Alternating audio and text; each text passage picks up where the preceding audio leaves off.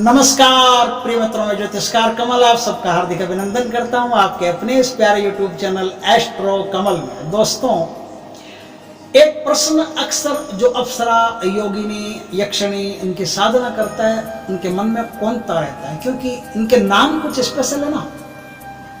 रति प्रिया यक्षिणी, मनोहारी यक्षिणी, सौंदर्योत्तमा अप्सरा, उर्वशी की कहानी उसके साथ रहती थी। अर्जुन को भी बोला था ऐसे पत्नी बनने का। तो इसे मन में आता है कि यार, जब हम अप्सरा की साधना करेंगे, यक्षिणी की साधना करेंगे, तो वो पत्नी बन के हमारे साथ रहेगी क्या, रात को हमारे साथ सोएगी क्या, गहने छोड़ जाएगी क्या, कैसे, क्या कौतूहल होगा, क्या ऐसे अंदर रोमांच पैदा होता है, क्या होता है क्या नहीं होता है। अप्सराएं, यक्षिणियां क्या साधक के साथ में रति करती है, संभोग करती है, ये सब प्रश्न एक साधक के मन में कौनता रहता है। लेकिन उचित मार्गदर्शन नहीं होने के कारण क्या होता है, प्रश्न ऐसे ही हवा में घूमता रहता है, डोर से टूटी हुई पतंग की तरह हवा में ऐसे उड़ता रहता है। मैं आज आपको एक ऑथेंटिक उत्तर देता हूं,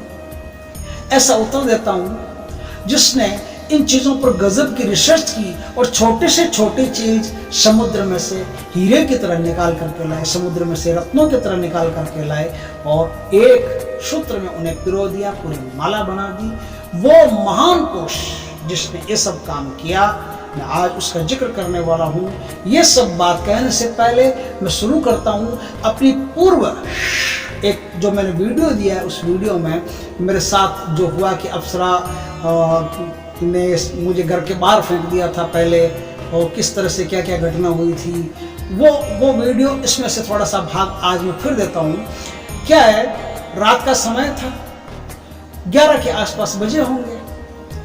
गुरुजी हमारे नेमिचंद्र जी शास्त्री घर के सामने रहते थे। मैं किराए से रहता था, किराया वही देते थे, मैंने देता था एक को, उसमें काफ़ी लड़के रहते थे। मैं भी एक कमरा लेकर के, मुझे भी कमरा लेकर के दिया था कि आप रात में हमारे पास नहीं आओगे, इसलिए कमरा लेकर दिया, बाकी दिन में आप पूरे दिन यहाँ रहोगे, 8 बजे के बाद में आपका आना वर्जित था। तो मैंने देखा कि गुरुजी का मकान काफ़ी नीचे था, सड़क बाद में बनी थी तो सड़क ऊपर आ गई थी, तो मकान काफ़ी नीचे पहुँच गया था। तो उनका जो फर्स्ट फ्लोर है ना, वो फर्स्ट फ्लोर बहुत नज़दीक आ गया था। अब उस फर्स्ट फ्लोर पर जो आवाज़ें हो रही है, जो आकृति है, वो सब कमरे में दिखाई देती है। चाहे पर्दा वर्दा लगा हो तो भी एक बार का दिखाई देता है कि अंदर हो क्या रहा है, कुछ ऐसा हो रहा है। मुझे ऐसा महसूस हुआ, ऐसी आवाज से सुनाई दी कि गुरुजी किसी स्त्री से जोर से बात कर रहे। उनका स्त्री का क्या काम है, तो बाल ब्रह्मचारी आदमी है, स्त्री का तो कोई लेना देना नहीं, वो प्रोफेसर है, वो तो एक तरह के सेशन की आदमी है, शादी वादी तो उन्होंने की नहीं, वो तो बाल ब्रह्मचारी और तपस्या में रहता रहता है हमेशा।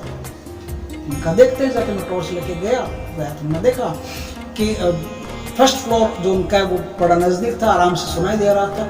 सामने वाला कौन है उसकी आवाज तो नहीं सुनाई दे रही थी, बिल्कुल भी नहीं सुनाई दे रही थी, लेकिन गुरुजी क्या बोल रहे हैं ये आवाज सुनाई दे रही थी। गुरुजी जो बोल रहे हैं उससे ऐसा लगता है कि गुरुजी सारी बात किसी लेडीज से बोल रहे हैं, किसी स्त्री से बोल रहे हैं। उसके बाद मेरे साथ घटना हो गई, मैं गिर गया, चोट लगी, अंदर गया, सुबह हुई।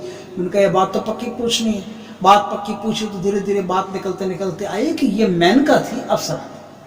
उससे मैं बातचीत कर रहा था, किसी मुद्दे पर बातचीत हो रही थी, इस प्रकार से बात। अब मेनका थी तो अप्सरा थी तो हमारे भी मन में ये सवाल आया कि अप्सरा उनके बारे में ऐसा सुनते हैं कि ये तो विवाह करती है, शादी करती है। तो उन्होंने कहा कि विवाह करती है या शादी करती है, क्या करती है आपको मैं बताता हूँ। ये मुझसे भी ज्यादा एक और बढ़िया आदमी है, वो जानता है। मैं तो इनका प्रत्यक्षीकरण कर चुका हूँ और लगभग अप्सराओं को जानता हूँ, मुझे तो कोई दिक्कत नहीं है इनसे कोई भी बात पूछने में और आपको बताने में कोई दिक्कत नहीं है। और आपको आज मैं एक ऐसा ऑथेंटिक बात बताता हूँ कि एक आदमी थे जो पाश्चात्य के विद्वान थे, पश्चिम के विद्वान थे, और यहाँ भारत में आकर के 25 साल उन्होंने हिमालय में तपस्या की। हिमालय में संतों के साथ, साधुओं के साथ तपस्या की और उन्होंने तंत्रों मंत्रों में काली विन्यास और काली का हृदय और ऐसी बहुत सारी चीजों पर गहन अध्ययन किया था। उन्होंने योगिनी, अप्सरा, तंत्र की गहनतम जो जानकारियां होती है वो जानकारियां अर्जित की थी, अनुभव की थी।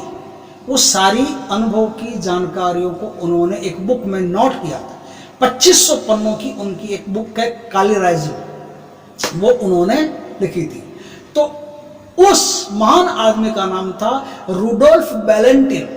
रुडोल्फ वेलेंटियन उनका नाम था, वो यहाँ रहे, उन्होंने ये सब चीजें की। उन्होंने अपने शोध में ये लिखा है कि अप्सरा और जो यक्षिणी होती है ये किस तरह से आदमी के साथ संभोग करती है, किस तरह से नहीं करती है, वो सब बात उस शोध से आज हम आपको बताते हैं। हमारा अनुभव तो है ही, हमारा तो शख्स का कोई अनुभव नहीं है, हमारे साथ तो आज तक किसी ने कोई किया नहीं, कोई कर नहीं सकता, कोई करने का सवाल नहीं। अप्सरा आती है तो बेटी की तरह आती है, बहन की तरह आती है, चली जाती है। लेकिन उसने जो बात बताई है वो बात आज मैं आपको बताता हूं। उसने बताया, रुडोल्फ वेलेंटियन ने अपने शोध में लिखा है कि भाई ऐसा है कि इस संसार में आपको कुछ भी चाहिए, गाड़ी चाहिए, बंगला चाहिए, बैंक बैलेंस चाहिए, कुछ भी चाहिए, आपके साथ अप्सरा संभोग नहीं करेगी, यक्षिणी भी संभोग नहीं करेगी। आपको ला करके इधर से ला करके उधर पटक देगी।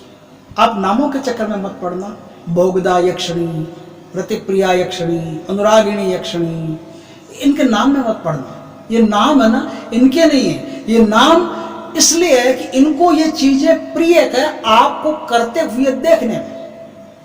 समझ गए? एक साधक थे बेली बाबा। बेली बाबा किसी भी स्त्री को वश में करके 1 सेकंड में अपने पास बुला लेते थे। और मजे की बात यह है कि बेली बाबा बुला तो लेते थे, बेली बाबा सब काम करते थे उसके साथ में, लेकिन वो सब कुछ भूल जाती थी, उसको कुछ भी याद नहीं रहता था। और अगर किसी ने बेली बाबा पर हमला कर लिया, ये बेली बाबा के पास स्त्री गई, अंदर कोई नहीं मिलता, चारों तरफ से घेर लो, अंदर कोई नहीं मिलता।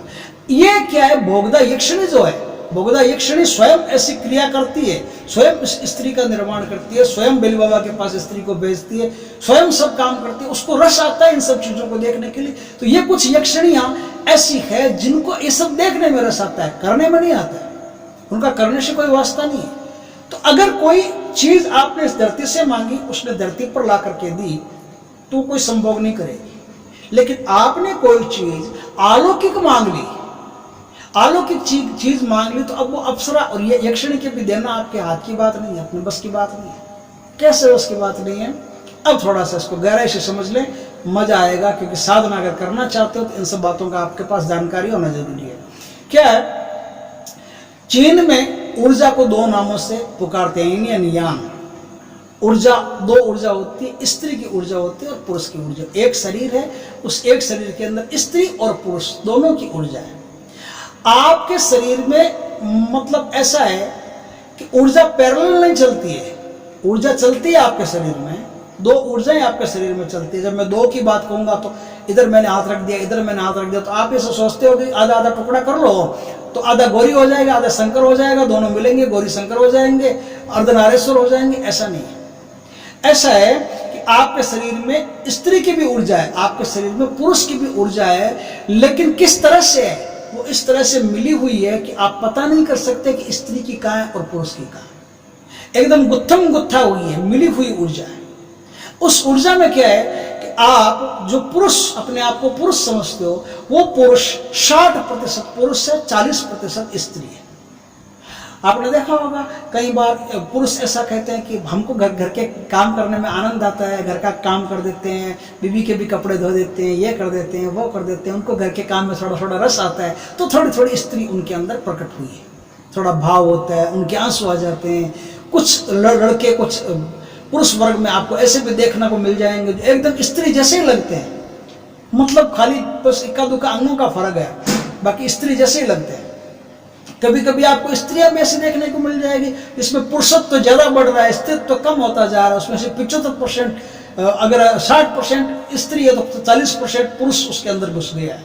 अब 40% भी बढ़ रहा है, 60% घट रहा है, रेशियो बराबर बराबर हो रहा है। कई स्त्रियां ऐसी मिलेगी आपको जो पुरुषों की आकृति की होगी, ऑफिस जाना, काम धंधे करना, वर्चस्व फैलाना, अहंकार में जीना, ईगो में जीना, ये सब काम जो होते हैं पुरुषों के काम है, वो सारे के सारे काम उन्होंने झेल लिए तो उनके अंदर पुरुषत्व पैदा हुआ है।